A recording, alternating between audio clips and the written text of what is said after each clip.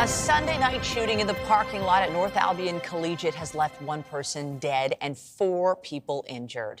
Good afternoon. The mass shooting around 11 p.m. last night has shocked area residents. Police are still counting up the number of shell casings.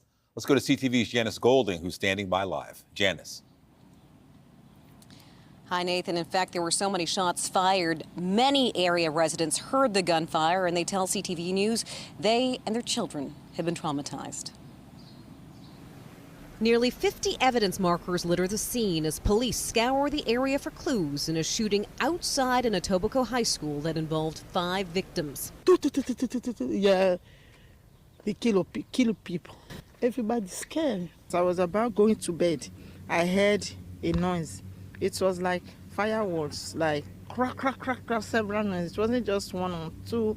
So I thought it was fireworks. But when we come out with my friend and we see a lot of people there and the fire, the ambulance, police. Police say the shots rang out in the parking lot of North Albion Collegiate Institute near Kipling Avenue and Mount Olive Drive just before 11 p.m. 5 people were shot, and one of the victims, a man in his 50s, suffered critical injuries. He was taken to a trauma center but would not survive. The 4 other victims went to hospital with serious injuries. It's shocking. It's terrifying. That a neighborhood like this is terrorized. My phone's ringing off the hook already. I'm speaking with some constituents just down the road. They're afraid for their lives. The area is densely populated with apartment buildings just across the street, a nearby community center and police station all within walking distance of the school. The robbing, the killing in this neighborhood and in the neighborhoods around us, it makes me sad. Just the night before, a man in his 20s was shot nearby in the area of Albion and Martin Grove. Police have not released suspect information in that case. As for last night's shooting, a black truck was seen leaving the area. Now, in just the last couple of minutes, police have set up a central field command post here at the scene. And police have also held a news conference within the last half hour. What we have heard at this point is that there are about 15 to 20 people here. They had just had a soccer game. Apparently, they believe the shots were all one-sided. Here is more from Detective Sergeant Philip Campbell, who was at 23 Division.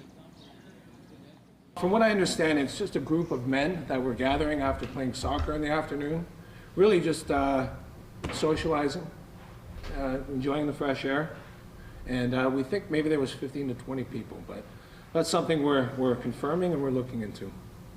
What can you tell us, Steph, about the victim, the man who passed away? You mentioned the 4 others are older men. What does that mean? Well, when I say older, I want to put the age range of 40 to 60. I don't know too much about the victim right now. It's still very early in our investigation, and there's a lot of things that we have to look into. Was the victim targeted, or were these, I mean, I don't really know how to word this, but was the shooting targeted, and were all 5 of the people, were some of them just caught up and what happened? That's a great. It's really early. There's still a lot of things that we have to look into.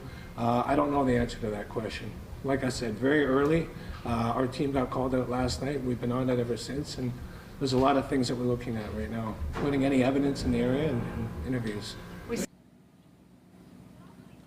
Due to the police investigation, the school is shut down, as well as an on-site daycare. There are school safety officers inside, however. Anyone with any information is asked to contact Toronto Police. Reporting live, I'm Janice Golding.